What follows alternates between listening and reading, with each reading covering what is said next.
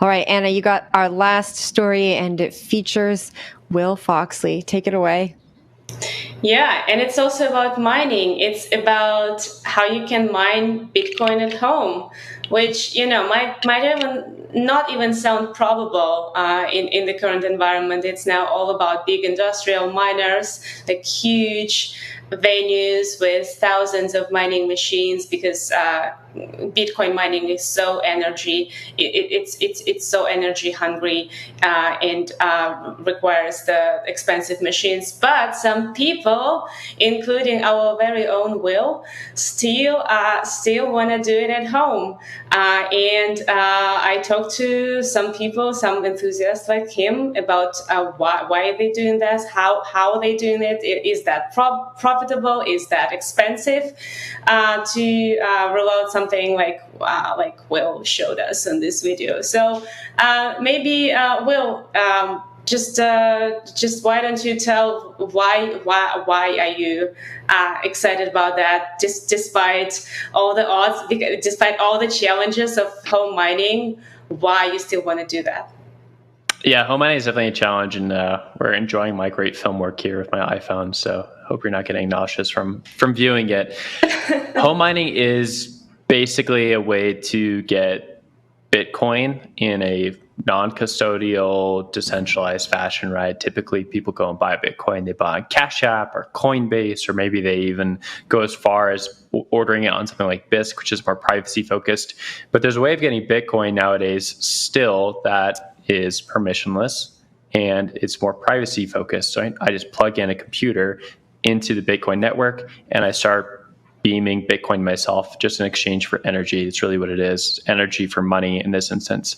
Now, like, home mining is not very profitable, and for most people, probably never would be profitable. But the idea is, like, maybe this Bitcoin is worth more in the future, so I do become profitable over like a 5 to 10 year span if I can hold that Bitcoin. And then secondarily, I think that I do want some Bitcoin that hasn't been touched by anybody else. It just goes directly from the Bitcoin network to my wallet, and no one's really aware of it. It's just sitting there by myself. And so that's part of the reason why I did it. The third reason is just kind of fun, right? There's not a lot of tangible stuff in Bitcoin. Like, yes, there's like NFTs on your phone, and maybe you can run like a validator on your computer at home.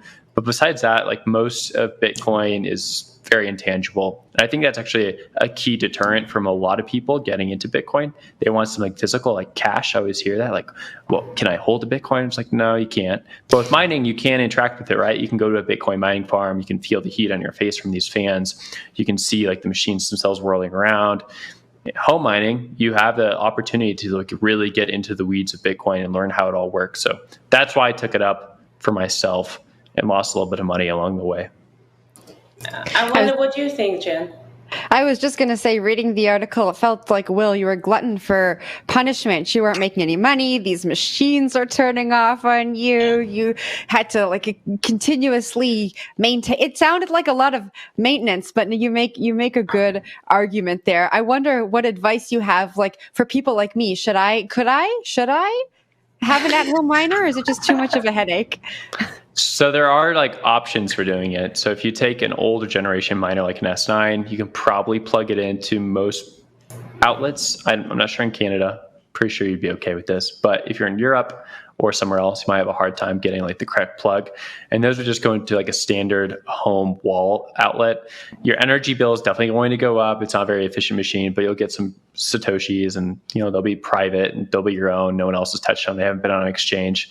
If you're going to go like a little bit more hardcore, like I did, you're going to be spending a weekend or two designing and building a box, making sure it's like watertight, it's quiet, it's private. I mean, it just kind of looks like a utility shed on the side of a house, right?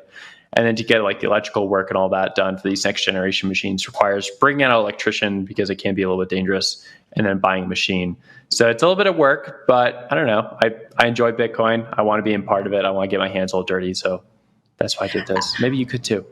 I just must say that I love stories like that about people persisting in their cypherpunk willingness to do it themselves, to do it with their own hands, to mine their own Bitcoin, and like not touch centralized entities, just do it by themselves. And like in the ideal future of crypto, of my fantasies, multiple people around the world are doing just exactly that. They're just mining Bitcoin small scale and like maybe connecting into pools, but like those little anonymous Satoshis are dominating the network, not big centralized players. Probably never going to happen, but thank you for keeping that hope alive.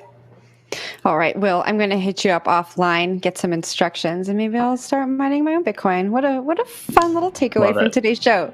You can read Anna's full story on CoinDesk.com as part of Mining Week.